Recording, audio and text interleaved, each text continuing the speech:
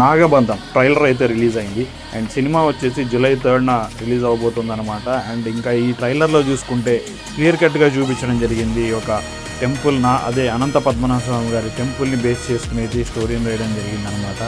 ఆ ఊళ్ళో ఉండేటువంటి ఒక బ్రహ్మ కమలం గురించి ఈ సినిమా అయితే ఉండబోతోంది. దాన్ని దక్కించుకోవడానికి కొంతమంది అయితే ట్రై చేస్తూ ఉంటారు. దాని ద్వారా ఈ ప్రపంచం మొత్తం మీద ఆధిపత్యం సాధించాలని చూస్తూ ఉంటారు.